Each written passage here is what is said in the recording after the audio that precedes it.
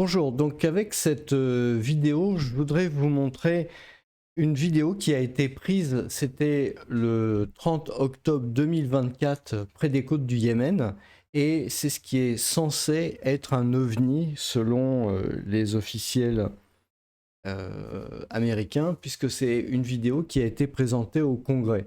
Donc ça, c'est une vidéo qui vient de la chaîne YouTube CBS News, et qui reprend la vidéo en question. Et moi, ce qui m'a intéressé sur le sujet, c'est l'interprétation des images. Donc, qu'est-ce qu'on peut voir? On peut voir ici un élément donc, que les Américains appellent UAP ou UFO, c'est-à-dire un ovni tout simplement. Et l'ovni se déplace. J'ai mis la vidéo au ralenti, hein, mais on peut voir l'ovni qui se déplace comme ça sur la mer. Et à un moment donné, il y a un missile qui est tiré. Alors que je vous explique un peu le contexte, les images, elles sont prises à partir d'un drone américain. C'est un drone américain qui est plutôt de grande taille. Et vous avez un missile qui va arriver sur le côté et qui va probablement taper cette chose ici. Et donc il va y avoir une interaction. Alors ce qui est intéressant, c'est que le missile qui va arriver mesure à peu près 1,70 m de long, il fait à peu près une cinquantaine de kilos. C'est pas un missile qui est censé exploser, parce qu'il a des caractéristiques mécaniques un peu particulières, je ne vais pas trop rentrer dans les détails. Donc on ne voit pas vraiment une explosion.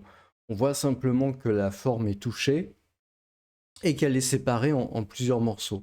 Donc je vais laisser la vidéo se dérouler. Alors elle est au ralenti maximum de ce que permet YouTube, hein. Donc elle est à 1, elle est à 0, je crois 25 de vitesse.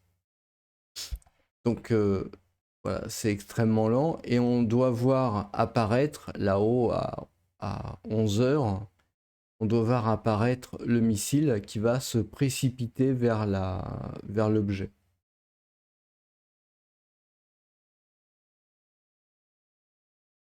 Voilà, donc là, on voit apparaître le missile ici, hein. Donc, je vous ai dit, il mesure à peu près 1,70 m. Quand on compare avec la forme de l'UAP, ça veut dire que c'est quelque chose qui mesure entre probablement 3 et 5 mètres de long. Donc, c'est quand même un objet qui est vraiment très petit en fait, hein. Voilà, donc il se rapproche, on voit qu'il change de direction, probablement pour, voilà, il s'ajuste, en fait, il ajuste sa trajectoire vers l'objet ici. Voilà, la rencontre a eu lieu. On voit ici le UFO donc, qui part par là et le missile qu'il a quelque part traversé en lui causant enfin en lui causant probablement des dommages. Voilà. On voit ici donc le missile qui continue sa trajectoire. On voit l'objet là et quelques morceaux éventuellement qui vont suivre. Donc je vais vous dire après ce que j'en pense, hein, mais voilà, on analyse d'abord la vidéo. On voit ici le missile qui part là. On voit les images que vous voyez apparaître, c'est les images de la commission d'enquête. Moi, je vous montre que la partie, que cette partie-là, pour faire l'analyse de l'image. Et après, vous voyez, vous avez des morceaux ici. Vous avez 3 morceaux en fait qui vont suivre la forme, qui peut paraître logique finalement, parce que une fois que la séparation a été faite par le missile, on voit la forme qui bouge et 3 choses qui arrivent par derrière. Voilà. Donc on voit ici, hein, tout cet ensemble là vole entre guillemets ensemble. Là, donc, là on voit, hein, vraiment quelque part, ça reste plus ou moins lié, on va dire. Ensuite, je vous en dirai plus sur ce que je pense de cette histoire. Voilà. Voilà. On voit, hein, des parties là, qui se trouvent ici et l'objet qui peut-être se reconfigure. là, on voit une des parties qui commence à partir sur le côté. Voilà. Et dans pas très longtemps, ça va changer de plan. Mais voilà où ça en est pour l'instant. Voilà. Donc on voit l'objet qui va sortir de l'image, ici. Voilà. On voit que les parties sont toujours présentes. Mais il va y avoir un zoom out, de manière à avoir une vision plus haute. Ah, là, c'est la personne qui regarde. Et on voit ici donc l'objet. Hein. Alors, visiblement, je vois pas trop le missile. Hein. C'est-à-dire qu'on voit pas le missile là et on voit pas les débris aussi derrière. Donc ça, c'est vraiment intéressant. Enfin, je veux dire intéressant. Alors, qu'est-ce que ça veut dire? C'est vraiment une question qu'on peut se poser. Donc, on voit, il y a un zoom out ici. Voilà, voilà, c'est à cet endroit-là. Là, on voit les personnes au congrès qui regardent. Hein. Je laisse ça dans la vidéo, mais ça n'a pas beaucoup d'intérêt. Voilà. Et donc, on voit là, en fait, l'objet et on voit pas de choses derrière, qui est assez étonnant, en fait. Ça peut poser vraiment des questions quand même. Comment ça se fait que, voilà, ou alors le temps de faire le zoom out, les parties ont disparu et le missile aussi est parti hors de portée. C'est un peu étonnant quand même, je dois avouer que je suis un peu surpris. On voit une espèce de reconfiguration de l'objet. Hein. Voilà. Mais pas de traces des autres éléments. Il n'y a pas de traces des trois petits éléments qui suivaient, pas de traces du missile, donc il est probable qu'il y a quand même un temps certain qui s'écoule.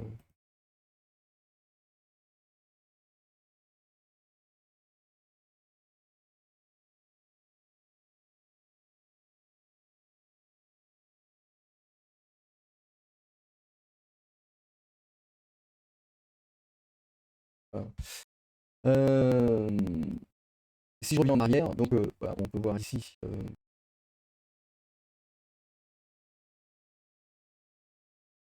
Il y a un certain nombre de paramètres. Donc, je vais revenir sur le gros plan, en fait, une fois l'objet touché. Hein.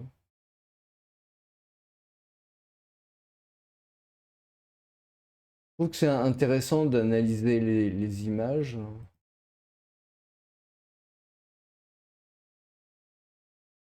Voilà, je vais laisser rejouer la scène. Voilà, on y est. Donc là, il y a le missile qui arrive. On va voir qu'il fait un petit coude, qu'il est pas. Il a l'air dans la bonne direction, mais il a besoin d'un ajustement. Voilà, il y a un ajustement. Le missile part. Je vais laisser afficher le missile. Voilà. Donc là, on a le missile, on a l'objet et on a trois morceaux. Alors, mon hypothèse. Je sais bien, hein, ça vaut ce que ça vaut, mais après tout, voilà. Mon hypothèse. Déjà, on comprend bien que si on estime que c'est quelque chose qui est, on le voit continuer à voler par la suite. Hein. Donc ça veut dire, c'est probablement une technologie sans doute très avancée, on va dire ça comme ça, qui permet, malgré le fait d'avoir été touché par un missile, en fait, de continuer à voler, malgré les dommages créés. Donc, si on considère que c'est une technologie exceptionnelle, moi, ce que je pense éventuellement, c'est que ça pourrait être, par exemple, un champ, genre quelque chose qui peut ressembler à un champ magnétique, mais qui se déplace, pourquoi pas. Vous imaginez, hein, vous avez donc le champ magnétique quelque part qui forme l'objet. qui forment l'objet. Donc c'est peut-être comment dire, un phénomène naturel extrêmement rare, quelque chose qu'on a vraiment beaucoup de mal à envisager. Et quand le missile va toucher cette cible, eh bien à ce moment-là, il n'y a pas de dommages qui vont être faits puisque ça peut être éventuellement quelque chose qui matérialise je sais pas, une espèce d'énergie magnétique, comme du plasma par exemple, comme du plasma. Et donc, euh, on peut avoir peut-être comme ça un phénomène naturel en fait qui permet à du plasma de se déplacer de cette manière-là.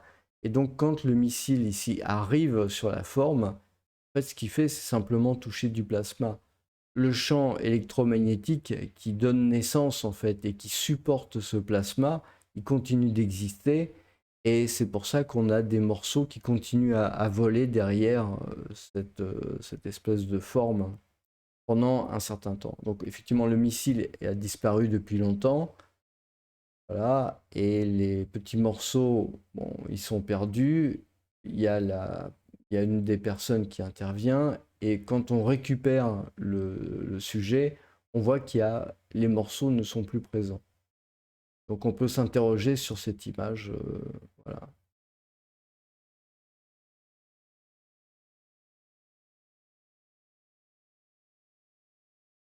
Et donc on voit l'objet donc qui s'allonge, qui se déforme, et finalement qui continue, voilà, qui tape apparemment l'eau, qui part dans une autre direction.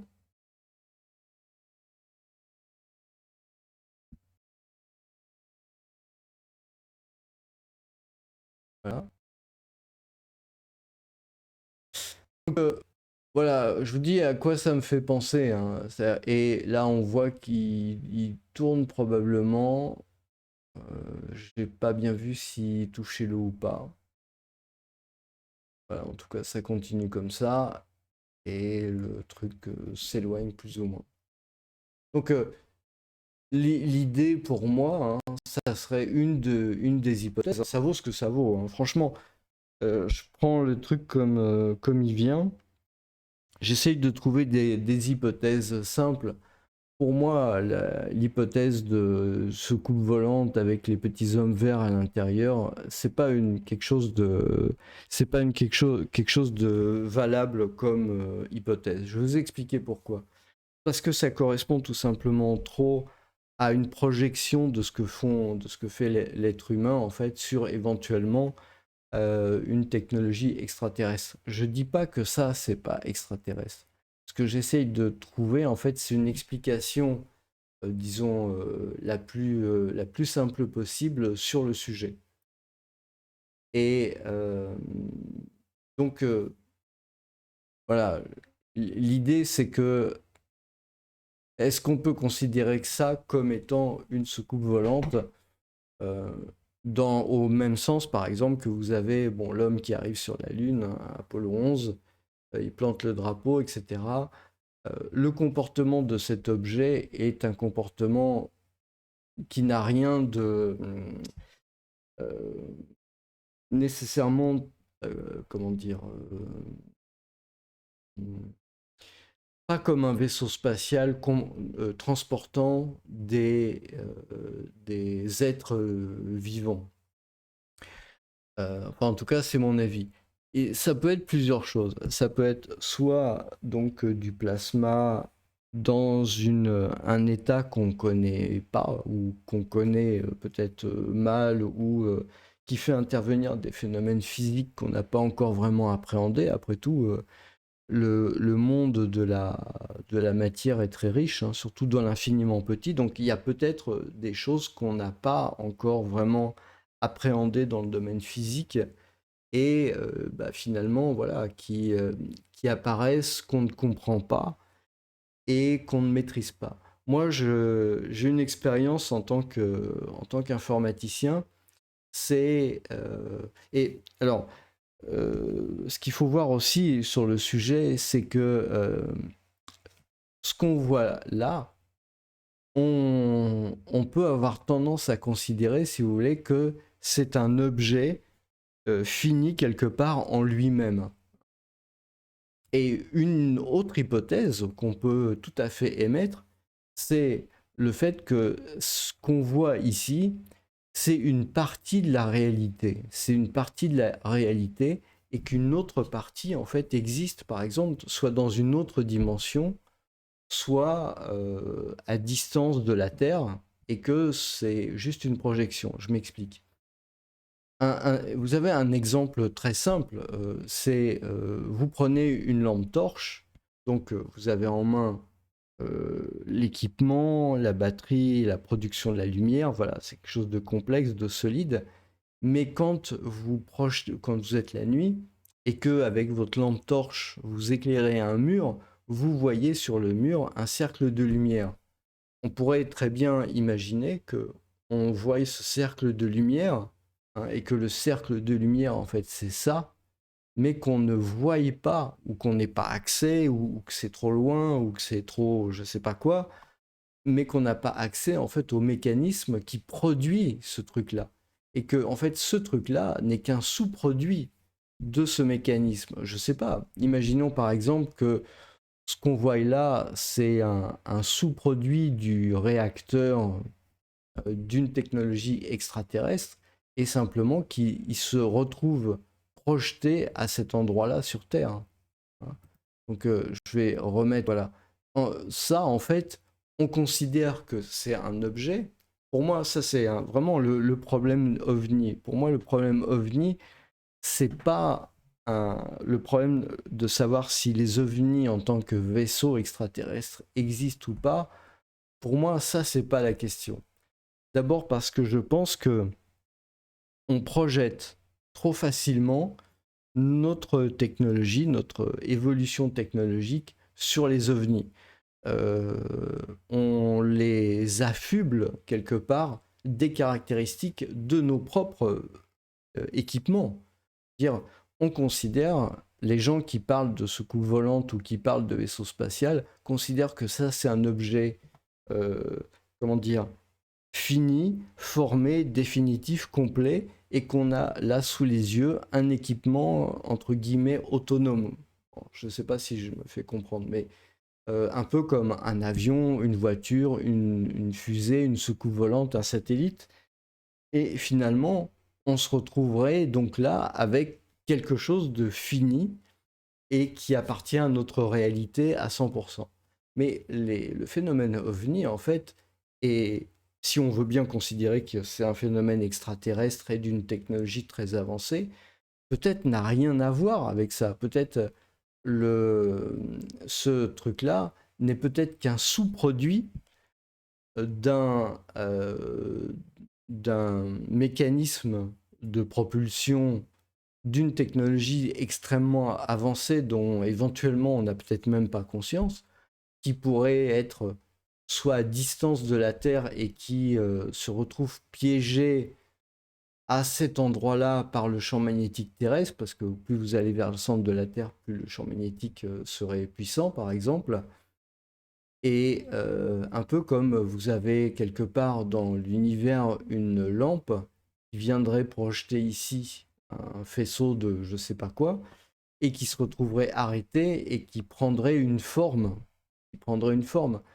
Quand on parle de mécanique, je ne veux pas utiliser ce terme-là, mais quand on parle d'infiniment petit et qu'on va dans la matière, on se retrouve avec quelque chose qui s'appelle la théorie des cordes. On n'a rien de finalement solide, concret quelque part.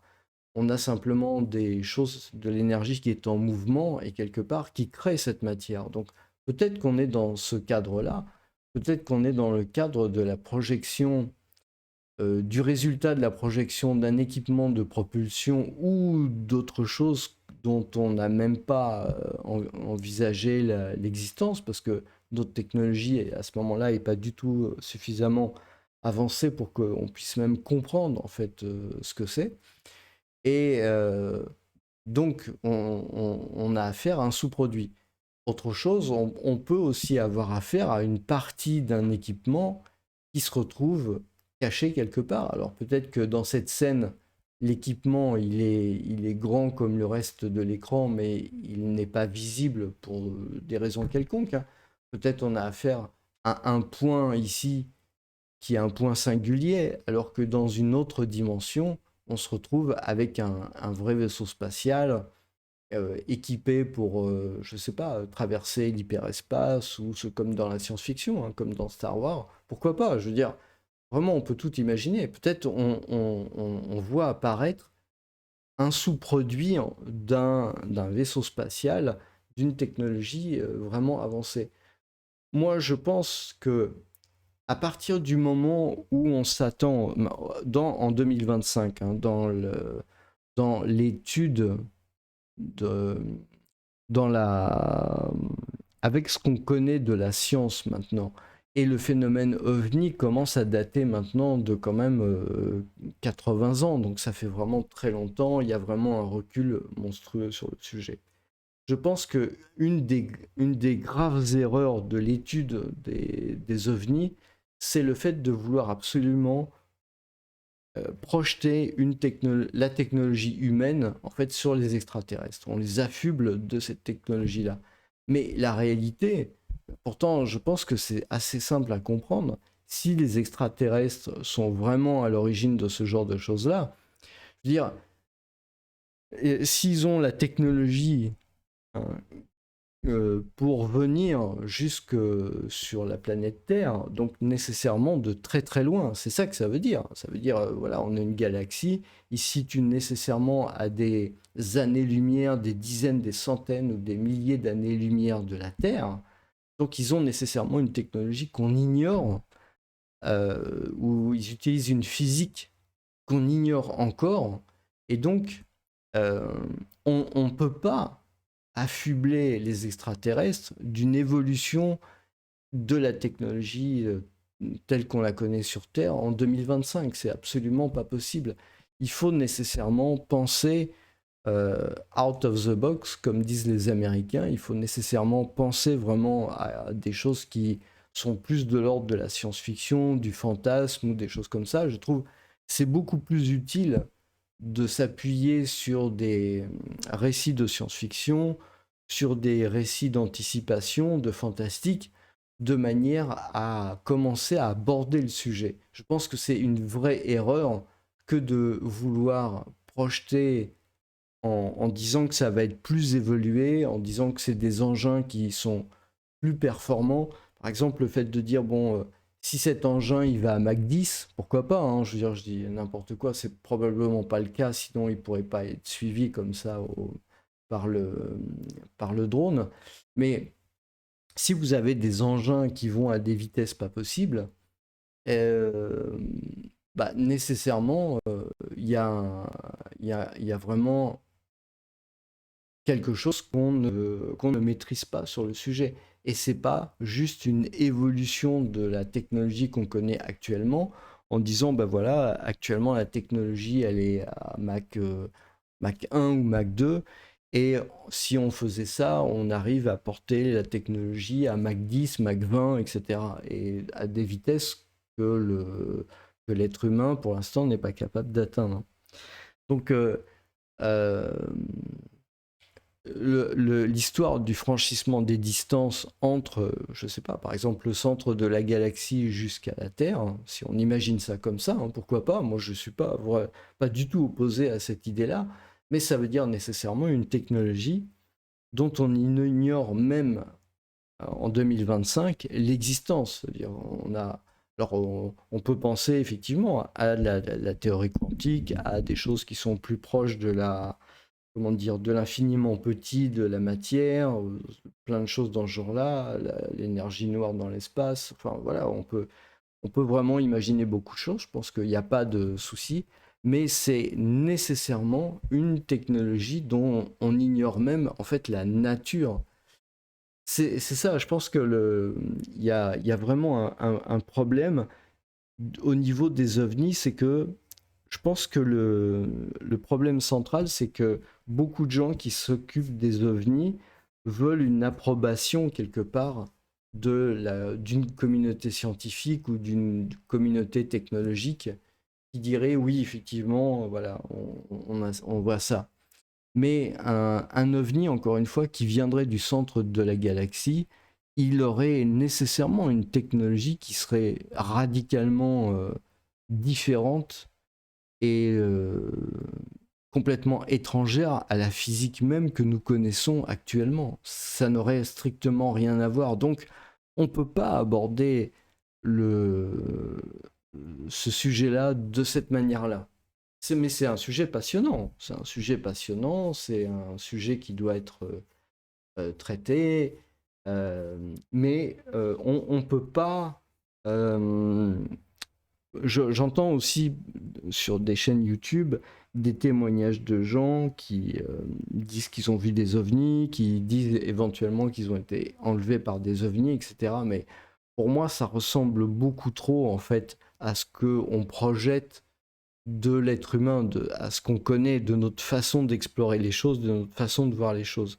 Si ces choses-là sont de nature extraterrestre, elles viennent nécessairement de très loin, et comme elles viennent de très loin, elles ont nécessairement une technologie qui n'a rien à voir avec ce que nous connaissons. Donc, on est face à quelque chose qui est vraiment étranger, un alien comme disent les Américains, mais alien et étrangère de manière radicalement différente et qui n'a rien à voir. Je pense même, on peut raisonnablement penser que la seule réaction possible, c'est de se dire qu'on ne comprend pas, on comprend pas ce qui se passe. On comprend pas ce qui se passe. Maintenant, il faut penser que ces choses-là sont des choses, comment dire, qui sont vraiment envisagées comme étant des ovnis et des choses réelles. Ce que je veux dire par là, c'est que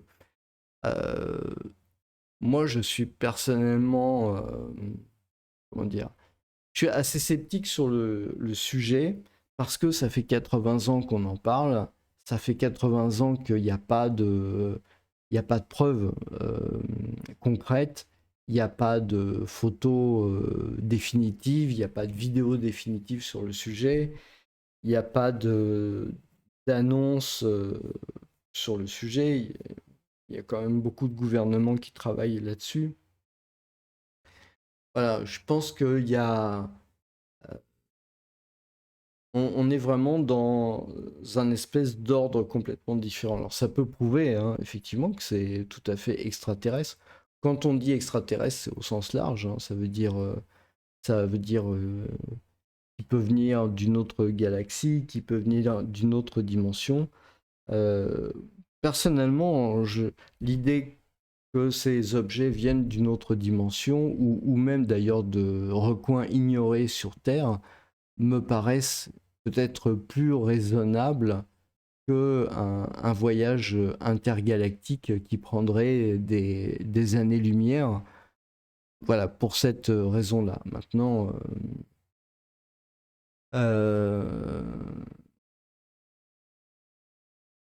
c'est difficile de se faire une opinion. Mais en tout cas, mon opinion sur le sujet est qu'on n'est sûrement pas sur des choses qui se comportent comme l'évolution, comme si on avait une technologie peut-être 10 fois ou 100 fois supérieure, avec notre façon de voir les choses, notre façon d'entreprendre les choses, d'explorer les planètes. On a quelque chose d'assez clair. Et je vois beaucoup des gens qui parlent d'OVNI, en fait, projettent la manière dont l'être humain se comporte dans la conquête spatiale, dans l'exploration spatiale, sur les ovnis.